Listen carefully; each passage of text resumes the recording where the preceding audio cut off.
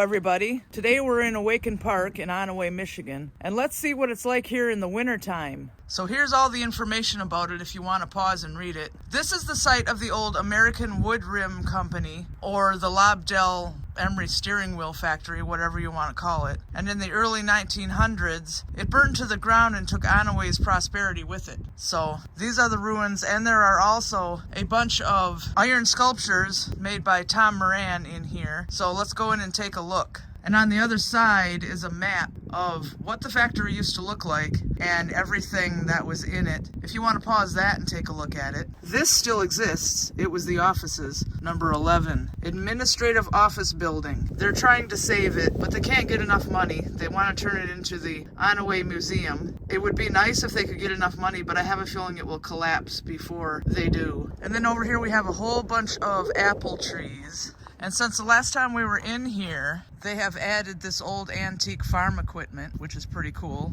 And here's another one way over here, Onaway Days Gone By. Yeah, for sure. And then here is this sign, the welcome sign. So you can go ahead and read that. And then here's the gate into the park proper. So let's head in there. Crawling through the snow. So everything in here, besides the ruins, was made by Tom Moran and the students of his school, the Onaway Industrial Arts Institute, including the garbage cans. And it was all sponsored by Awakon Federal Credit Union and the Awakon Church. So that's why it's called Awakon Park. And that's a steering wheel on there because they used to make steering wheels here. But that's pretty cool. They made the benches too. So there is a trail, a circle trail, that goes through the whole park. And the first sculpture you come across is this train. It's really cool. We saw it unveiled in the, I don't remember what it was, 2016 4th of July parade, I think.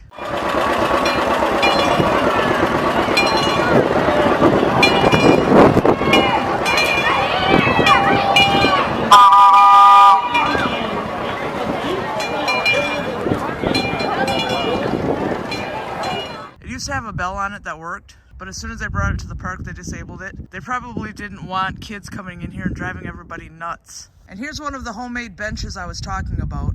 And actually right now, if you go to Moran Ironworks on Facebook or Onaway Industrial Institute on Facebook, they're selling these right now. They didn't put a price, but it'd be pretty cool to have one of those in the yard. And here's the train more up close. I see the sign tipped over. I guess we could be nice and pick that up for them.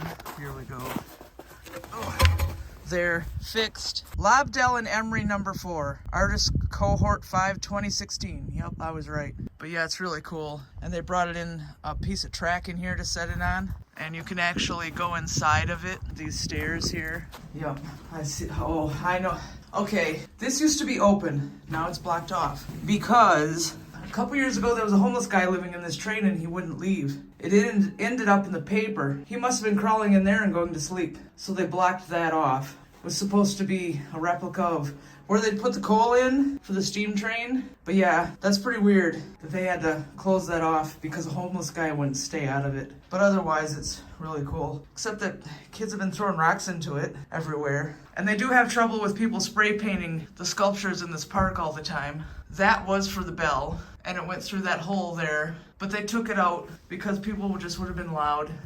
Yeah, that turns. But yeah, it's pretty cool. But Tom Moran has been having to sell off a lot of the sculptures because the residents of this town keep spray painting, and it's not kids, it's adults putting nasty political slogans on stuff. So that's no fun. Right, Don? Yeah. Yeah, somebody always has to wreck everything for everybody. Of course, it's like that in just about any town you go to. Yep, but yep, time to head back down those stairs again. And the next sculpture is former President Gerald Ford. This used to be in town, in actual town, but it was sitting where they built the Dollar General. So before they did that, they moved it in here. And this one is from 2012, and it was made by Tom Moran himself.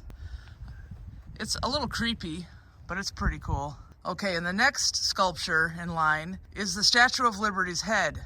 And this one was just repainted this past summer. So it's nice and bright and green again. It's called Miss Liberty, and it was made by Tom Moran himself in 2008. But this one is pretty cool too. So the next sculpture is Abraham Lincoln, and he definitely needs to be repainted because when he was first put in here, he was very bright and vibrant, but the sun has gotten to him. I'm sure they'll do it eventually. And this one was built in 2009, also by Tom Moran himself. I say that because lately it's been his students at the Industrial Arts Institute who have been building them, with his guidance, I'm sure. But yeah, this one is really pretty. It's my favorite in here. It's just too bad it's getting all faded out, but I'm sure they'll repaint it soon, maybe this summer. And then over there is a bridge that was also made by Tom Moran that leads to Chandler Park. And you can see the Onaway Courthouse over there on your left. We're not gonna go over there, but it's a nice park. That's where the Onaway Car Show is held every year, and where we will be having our next YouTube meetup, because it actually has shade, unlike the last place we tried to have a meetup at. And here we have a sculpture called Free Fall, and there used to be a soldier's head sitting here that was made by Tom Moran, but it got vandalized so many times that Willie D's Auto bought it, and they had it next to their store in downtown Onaway for a year or two, and then they moved their store to Indian River, and now that soldier head sculpture sits on the side of I-75 between Indian River and Gaylord in somebody's yard that backs up to the freeway. Must be the owners of Willie D's. They must not have had room to put the sculptures next to the building they moved into in Indian River. But this was made by Ann Gildner in 2015, and it's pretty cool. It reminds me of people skydiving, but they don't have parachutes, so the ending would not have been pleasant for them. So this is a new part of the ruins from the steering wheel factory that they exposed since the last time we were in here. It looks like it's just partly cleaned up, but it was buried in the trees so bad we had no idea it was in here. And it says the hot pond. The hot pond could hold a full flat car of logs. And you can read the rest if you want, but that's pretty cool. So this next part of the ruins is the sawmill and sawdust kiln, and you can pause that and read it if you'd like. This part has been exposed for years, ever since the park opened. So we've seen this part before, but it's still pretty cool too. And then that new part I just showed you is back behind it, and it was hidden so badly in the trees we didn't know that was back there. So back down this trail is the foundry and machine shop, and you know what to do here, but you follow this back here. I wasn't sure if we were going to be able to come back here or not because of the snow, but luckily the trail is pretty well clear. We've had a lot of warm days and the snow has melted a lot. So there's this foundation here. Oh, and a bunny. Do you see that, guys? Bunny. And then this all here is cement. So this was a building right here, this whole thing. And then that one. And then there's this building here, which is on the other side of the train, as you can see over there. You used to not be able to get from one to the other, but I see a trail has finally been cleared. And then this is inside the building. As you can see, it's faded out quite a bit now, but some jerks graffitied in there. Luckily, the sun is taking it away. I don't know why people have to do that kind of stuff. But this is the town's history, and people just don't care. Yep, and here's the other side of the wall here. And the forest, who knows how many more ruins are in there. I'm sure they'll be found, right? Yeah, for sure. Yep. This park is free to come into, and it's open year-round. So it's kind of like a museum, but you don't have to pay any money to get in there. It's pretty interesting. So this thing here is not labeled. It still is not labeled. And it took me a long time and a lot of research to figure out what it was. It used to be the sawdust silo. And you can go inside. Pretty cool. Just watch your step. But yeah, it's really cool. You can look up there. There's a big crack. At least somebody cleaned it up. Last time we were in here, it was full of broken beer bottles, which is also ridiculous. But yeah, it's pretty cool. Yeah. Yep. Yeah. A lot of metal things sticking out. Oh, yeah. Those are the door hinges. Yeah, I was gonna say those were the door hinges. I was just gonna say that. That's pretty obvious. And then here are some more ruins, again, not labeled. I don't know if they don't know yet or they just haven't done it. The map is way over by where we parked the car, so unless I would have taken a picture of it, I can't figure it out. Unless, I just noticed this sign here. Let's see what it says. Oh, no. That's just more information about the wooden bicycle rim production. They also made steering wheels. So you know what to do with the signs. So this is the back of what used to be Brubaker's Furniture. Then they turned it into an art van furniture, which went out of business in 1 year. And now it's the Industrial Arts Institute. And I just spotted something pretty cool, a train. I wonder what Tom's plans are for that. And then here's another sign full of information, so have at it, guys. So in 2015, when I first moved here with Don, and we made our first video here, there was a big building right there. But for some reason, they tore it down. It was some more ruins of the factory. Not sure why they tore it down, but they did. So then there's this giant steering wheel, and it is humongous. I will have Don stand in front of it in a second so you guys can get an idea. But it says Onaway steers the world, and it's a big wooden steering wheel. And of course it was made by Tom Moran. People kept turning it. Now I see a big screw in there. So I think they disabled people from being able to turn it. Because we kept coming here and it was sideways and upside down and stuff. People were gonna mess around and have it fall on them. Okay, that will give you an idea of how big that is. Can you imagine if that fell on somebody? It is iron. People kept playing around, so they had to disable it being able to move because people are silly. And here's the sign for it. It was built by Tom Moran himself in 2014, but this will give you more of an idea of how big it is. Humongous. And this little building was the Lobdell Waterworks system. I know this little building was the well, so you can read that sign if you want. Sadly though, I guess people were messing around in it because now look. But yeah, nobody can leave anything alone. But at least we can still look inside. It is kind of creepy. There's where the water came out and then the ceiling and stuff. I'm sure something must have stuck out of the ceiling. But yeah, it's pretty cool. I just wish people could leave stuff alone, so stuff like this didn't have to be done.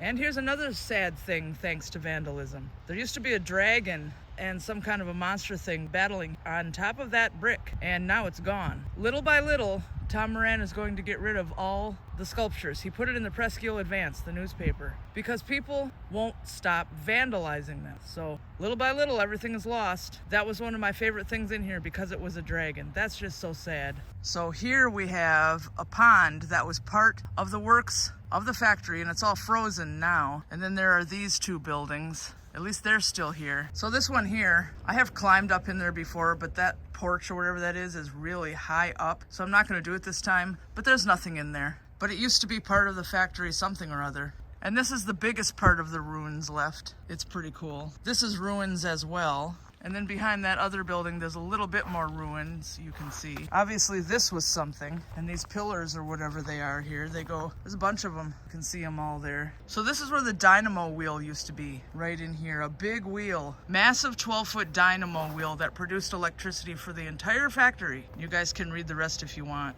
But that's pretty cool. It's gone. Where it was, it's still there, but the wheel is gone. And then you can look through the door of this building.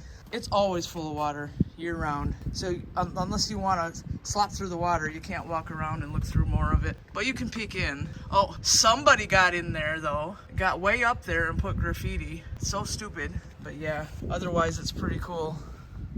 I wonder how they got way up there. Well, the only thing I can think of that they had to have had a ladder or yeah, and put it in the water and stood up there with spray cans to be stupid. That's what you get around here. But yeah, way up there it goes. It's creepy now, but I bet it was cool a long time ago. And now we're back where we started with that big sign, and there's the car. There's actually 3 ways to get in here. Right here, through Chandler Park, or back behind us, behind the Welding Institute building. And there used to be a big robot standing here that was made by Tom Moran. But again, thanks to vandalism, it's gone. Okay, now we have driven out to the gate. And this is Merritt Chandler. This was, well, we'll have to check the sign. Yeah, it looks like it was made by Tom Moran. He was the founder of the town of Onaway. So they made a giant head of him. And then this is the gate, which Tom Moran also made. And he also made the thing over there with the flags on it and the sign that we showed you at the beginning. Merritt Chandler was made in 2020. We saw it being unveiled in not that year's 4th of July parade, the 2021 4th of July parade. There was no 4th of July parade in 2020. But this is pretty cool too, really big and nice and detailed, and definitely different eyes than his other human sculptures. And then over there, that whole thing was made by Tom Moran. And as you can see, they're not doing it now because it's not windy enough. But that whole flag is made out of little squares that flap in the wind. So that's pretty cool too. So that's going to conclude this video. We hope that you enjoyed Awakon Park, and we hope that you enjoy being a member of our channel and that you will consider continuing to be a member. Every Friday we will put up another one of these members only vlogs, and we hope to keep them interesting enough that you guys will keep coming back and continue being members. And thank you so much to everybody who's a member right now. We really appreciate it. So we're going to go ahead and say goodnight, and we hope you enjoyed the video. And thank you so much for being a member, because we couldn't do any of this without you. Say goodnight. Say good morning. And we'll see you next time.